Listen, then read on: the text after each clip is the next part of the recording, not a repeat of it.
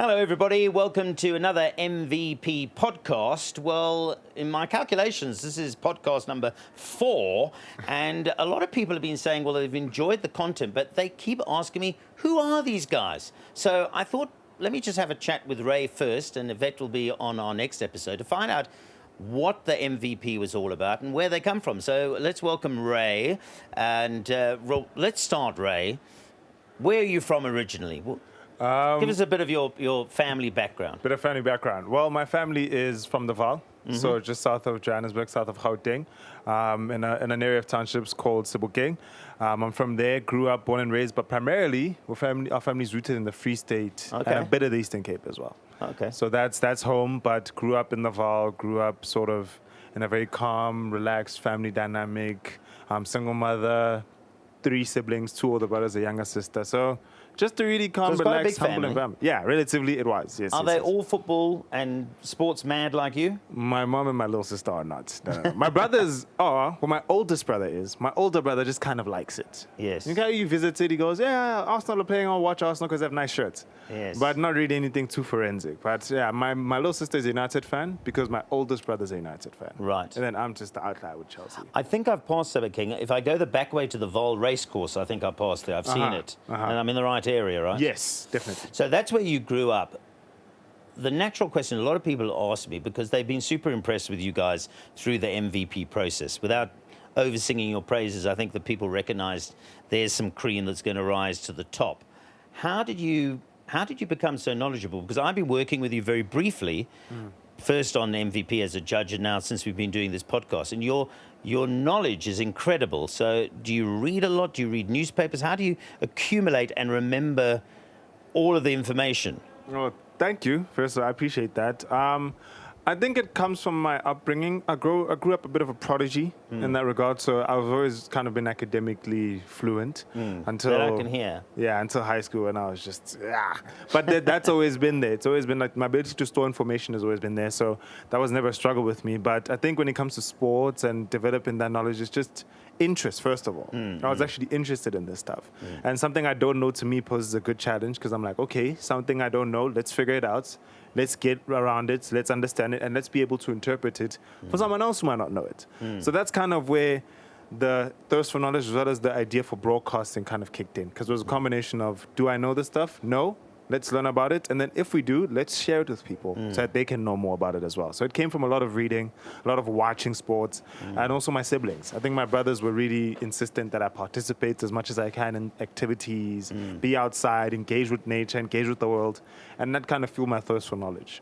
So let's start with some of your favorite teams, and then I'm going to ask if you had any role models, not so much from a sporting point of view, but from a broadcasting point of view. But let's deal with it. I know you're a Chelsea fan, but they probably don't. What else do we not know about Ray? Because you can't see the Chelsea thing, I don't think so, coming naturally through on air. You're a bit like me. Yeah.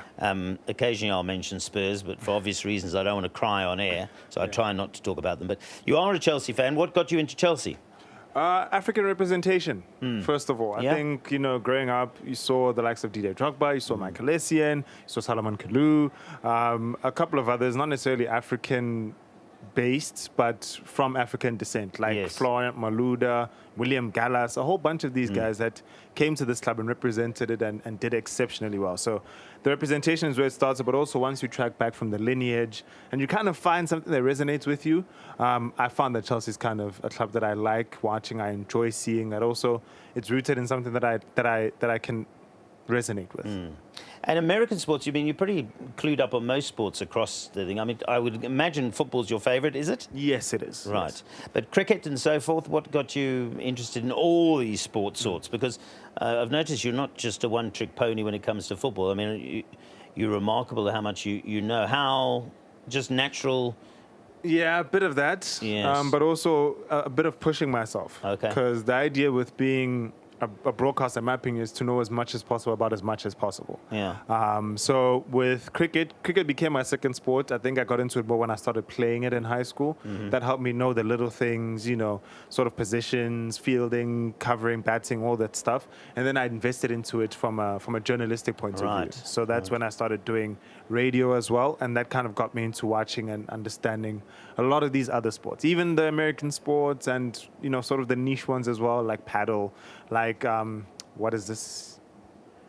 Darts. I was going to say darts. Looks like you're throwing a dart. Yeah. Luke Littler. Luke Littler is a phenomenal. Yeah, no, I mean, he's a great watch, that is for sure. So we could spend a lot of time talking darts and all these minor sports, but you're leaping ahead, which is where I want to go.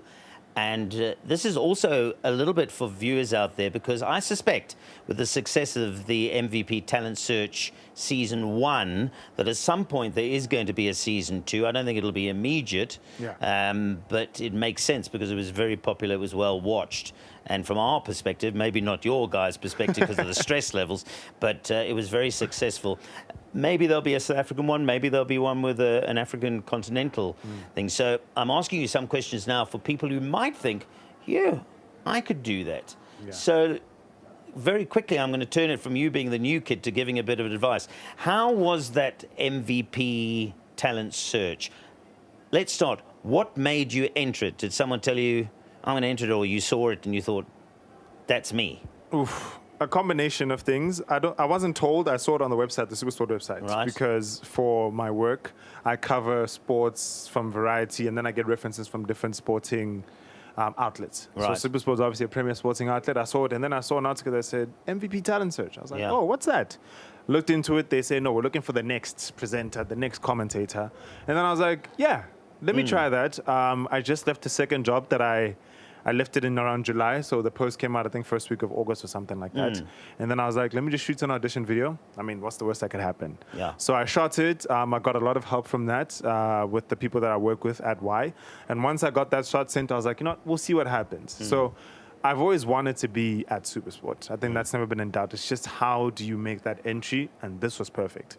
Well, from my experience, that is often the challenge. I mean, I have a lot of kids and people come up to me over the years and say, how do I become a presenter? And I can never give an answer because there isn't a definitive answer. No. I can't say, well, go to UCT and do this course because you're going to get there. Yep. And I always say that both yourself and Yvette have done probably the right entry point, in so much as you got involved in sport via radio and doing what you love. Yes. And then it's not such an atomic jump to make that. But I think, to credit to the MVP, this has given an opportunity that some others haven't. 100%. And I think that's what was most exciting about it too, that if people got a chance to do something that they've always aspired to do. Yeah. That's when you test yourself. That's when you see if you're really capable of excelling at this level and representing SuperSport in the way that it seeks to be represented and seen across the world. So it gave us, everyone, an incentive to say, if you can just crack the auditions, if you can make top 30, that's massive in and of itself because they see you now. Yeah. And from there, you can take your brand or your personality forward. And I think that was a huge motivation, not just for myself, but for all 30 of us who signed up and got chosen. And of course, the experience thing, I mean, you're now living it here as well, doing some MVP podcast work, is that it's like the Malcolm Gladwell thing, 10,000 hours. The more we spend doing it, the better. I mean, I've been here a long time. I'm just short of 10,000 hours. You about 9,008. Shh, don't tell anybody. But I want to go back a quick question. So, because there was a missing link there for a brief moment. How did you get into radio? Because that's where it started. You entered MVP with a little bit of experience. You're on YFM. Yes.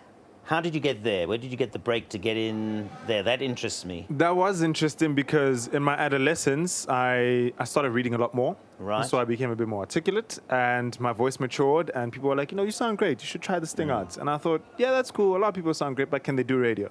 And then I went to an institution. I studied a bit of media practices. Radio was a module in that, so got into it that way. And then once that ended, I was looking for an opportunity to get in. Right. So I was studying at UJ. Then I found the opportunity to get in at UJ-FM. Did an audition there. They wanted me back. Originally, I was supposed to be a regular presenter, just a presenter. Right. And then they asked me if I want to do that. I said, no, I want to do sports. I didn't have a specific reason, but I was like, I want to do this. So from there, did a couple of years at UJFM, got nominated with my team for a couple of radio awards, which is obviously good for visibility. And then the opportunity at Y came along in 2023 to say, we're looking for these guys. Can you send your demos? Sent them through. Recorded a live demo there, and then they were like, okay, no, we like you, we like what you're about, come through and do your thing here. So that's how I got into Y. But radio, it was just studies and then a bit of a break in between. So, two obvious questions to close out, and the first of those is just generally with the MVP experience, if folks are going to go through that, if there is a season 2 at some time, what advice would you give? Is there any advice that you could give? Yeah, look out for Neil wearing collared clothes, because as soon as the collar pops up, you are finished. Yeah, but that was all scripted. I was just told to do that. What did you guys call me? Vampire or something like that? Dracula. Oh, Dracula. Neil was Dracula. Yeah. But to be honest, I think have a lot of information stored. Know about what you're signing up for, because SuperSport are looking for the best. They're looking for people who know what they're talking about. They're not looking for people who are going to be nice faces only or nice voices only. It has to match up with the knowledge. So make sure you get your knowledge up. But crucially, be ready for anything. So be flexible, think on your feet, have the ability to be sharp at any time, because the situation could need you to be at a stadium in an hour, and you have to be ready for that. So just be flexible, but also know your stuff. Yeah, it's interesting for me, from my perspective, having a look at what you guys were put through. It, in a weird way, I was actually saying this sometimes to the production company. I was saying, you know what, on a day-to-day basis, even I don't go through that, because the idea, being a bit of a reality show, was like, let's make life really difficult for these guys. But in the long term, I think it's probably going to put you in good stead, because right now, if somebody had to come in and turn off a light, I might be saying, what are you doing here? But you'd be saying, I've seen that, I've done that, because that's what they were, the curveballs they were showing us. So it's been a good journey, I think, for everybody. Last question, did you have any role model that you looked at and said, well, there's that person, I want to be like him or her? I didn't think I'd want to be like anyone because I always felt like the authenticity. Exactly. Yeah. But references, obviously yourself, because you do football, and the bit of horse racing that I did watch briefly with my uncle, I was like, okay, Neil does this thing too. But it was yourself. It was Thomas Mlambo, Carol Chabalala, of course, Robert Marawa as well, and even some people that, you know... Well, there's a bit of a ring there. There's a Rob Marawa, there's a Ray Mabawa. Some people said to me, is that a coincidence? Is that a stage name? No. I choose not to have that be a stage name. But yeah, it's a happy coincidence, I think. But those are the people, including yourself, that I looked at and thought, if I could be 10% of what they show on screen, that I have a chance. Okay, well, thanks for sharing a little bit of your background, because people have been saying to me, you know, where did these guys come from? And if even having watched the MVP, they've seen you. But, you know, it's a bit of advice how you initially got in, starting from a strong base. Anyway, Ray, giving you a little bit of background as to his journey in MVP, which has now brought him to being here on the MVP podcast. We've got lots of content to come up. Just quickly, coming up in the next couple of weeks, I'm going to be doing a podcast on the WSB Cape Met. So I'm hoping to get Nico, the horse racing commentator, in. That it'll be live on SuperSport coming up on the 31st of January. And then you're going to be talking a little bit about the World Cup 2020, which is going to be interesting. Yeah. The T20 World Cup is going to be a fascinating watch, both for the men's and women's. This year's a big year for the Proteas, so we're looking forward to that and seeing how this SA20 result is going to influence the rest of the tournament. Okay, lovely. We'll watch out for that. That's Ray talking to us here about where he's come from and perhaps where he's going on the MVP podcast.